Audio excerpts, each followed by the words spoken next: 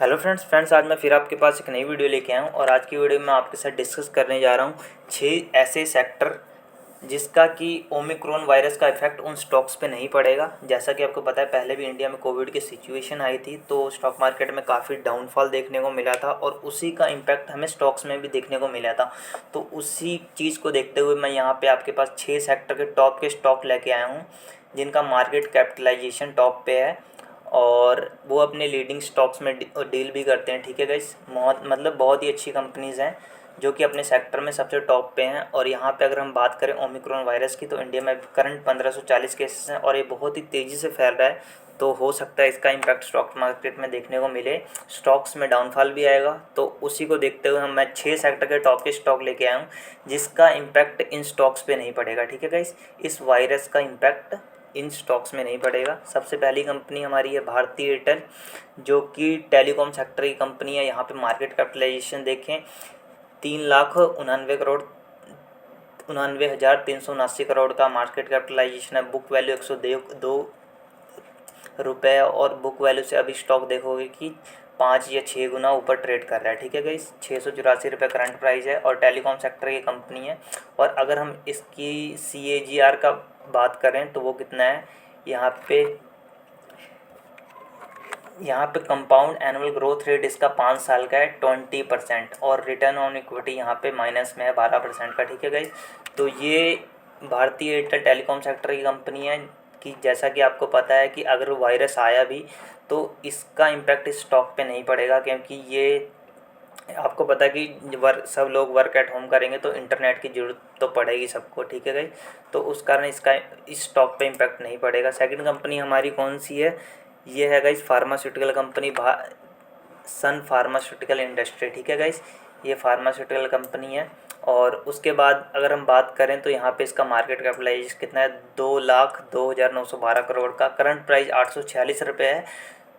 Current book value से stock अभी 4 गुना ऊपर ट्रेड कर रहा है। और अगर हम बात करें कंपनी का काम क्या है, कंपनी का काम है मेडिसिन्स वगैरह का। ठीक है गाइज, तो जैसा कि पता है जैसे जैसे वायरस की न्यूज आएगी तो जो मेडिसिन्स वाली कंपनी होती हैं उस पर भी ज़्यादा इम्पैक्ट देखने को नहीं मिलता है। ठीक है गाइज, तो इस स्टॉक में भी कोई ज़्यादा गिरावट देखने को नहीं मिलेगी, तो इसमें भी आप इन्वेस्ट कर सकते हैं। ठीक है, और जो मैं स्टॉक्स बता रहा हूँ वो सारे मैं एजुकेशनल पर्पज़ से बता रहा हूँ। ठीक है, और यहाँ पे अगर इसके CAGR की बात करें तो 6% है 5 साल की और 13% है 10 साल की। ठीक है, और रिटर्न ऑन इक्विटी यहाँ पे देखें तो 5 साल की जो रिटर्न ऑन इक्विटी है वो 10% निकल के आ रही है। ठीक है, तो हमारा जो सेकंड स्टॉक था फार्मास्यूटिकल सेक्टर का वो था सन फार्मा। ठीक है, तो जो जो मैं स्टॉक्स बता रहा हूँ उसकी एक लिस्ट बना लीजिए, उस पर स्टडी कीजिए, फिर उसके बाद इन्वेस्टमेंट आप कर सकते हैं।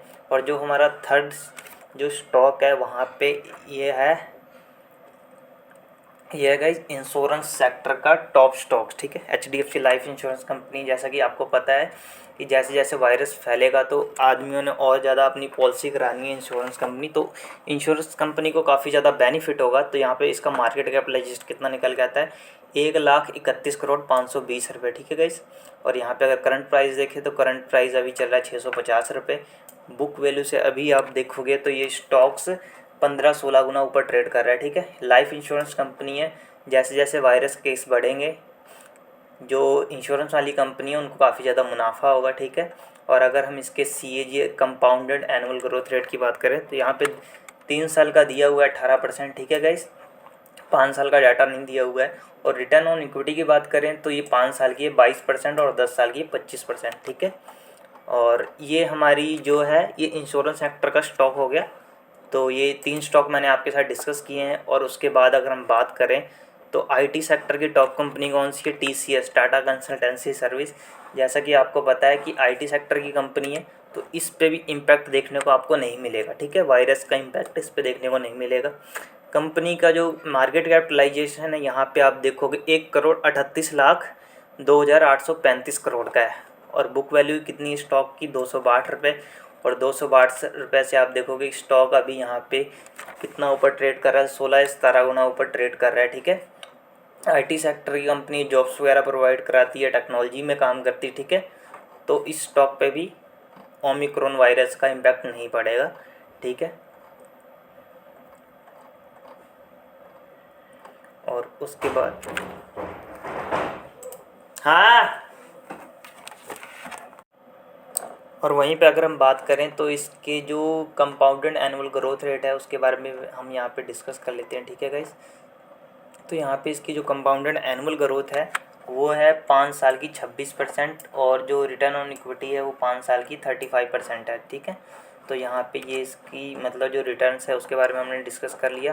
तो ये आईटी सेक्टर भी हमारा कंप्लीट हो गया, टॉप की कंपनी है टीसीएस।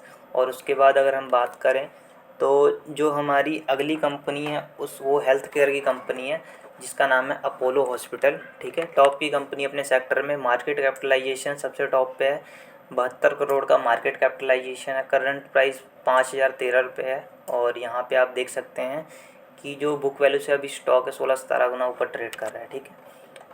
और अगर हम इसकी भी बात करें तो ये हेल्थ शेयर की कंपनी है, इस पर भी ज़्यादा इम्पैक्ट देखने को नहीं मिलेगा ओमिक्रॉन का। और जो इसकी 5 साल का यहाँ पे ग्रोथ रेट है, कंपाउंडेड एनुअल ग्रोथ रेट, वो 33% निकल के आता है।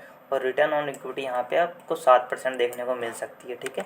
तो ये हेल्थ सेक्टर भी हमारा कंप्लीट हो गया, हेल्थ सेक्टर की कंपनी है, और इसका भी ओमिक्रॉन वायरस से इसका इफेक्ट ज़्यादा नहीं पड़ेगा। और उसके बाद हमारी जो लास्ट कंपनी आ जाती है वो आती है गाइस एफएमसीजी कंपनी। जैसा कि आपको पता है केसेस बढ़ेंगे ओमिक्रॉन के, तो जो लोगों ने खाने की डिमांड तो करनी है, तो खाने की डिमांड करनी है, तो उससे जो हमारा एफएमसीजी स्टॉक है, खाने पीने वाली चीज़ें हैं, उस पर भी ज़्यादा इम्पैक्ट नहीं पड़ेगा, ठीक है, क्योंकि लोगों ने खाना तो खाना ही है। उसके बाद अगर हम मार्केट कैपिटलाइजेशन की बात करें, यहाँ पे निकल के आ जाता है 5,54,539 करोड़ का मार्केट कैपिटलाइजेशन है। बुक वैल्यू से अभी आप स्टॉक देखोगे तो 11 या 12 गुना ऊपर ट्रेड कर रहा है।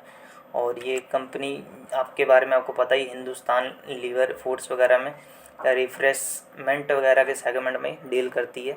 और यहाँ पे हम इसका जो एनुअल कंपाउंडेड ग्रोथ रेट है यहाँ पे देखें तो 5 साल का 23% निकल के आता है।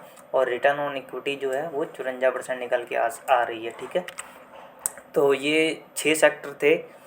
6 सेक्टर के लीडिंग जो सेक्टर हैं वो मैंने आपको बताए, लीडिंग स्टॉक बताएं जिनका मार्केट कैपिटलाइजेशन टॉप पे है।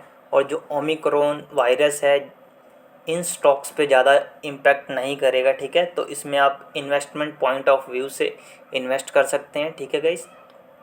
तो वीडियो अच्छी लगी, वीडियो को लाइक करें, चैनल से जुड़े रहने के लिए चैनल को सब्सक्राइब कर सकते हो। Thank you guys.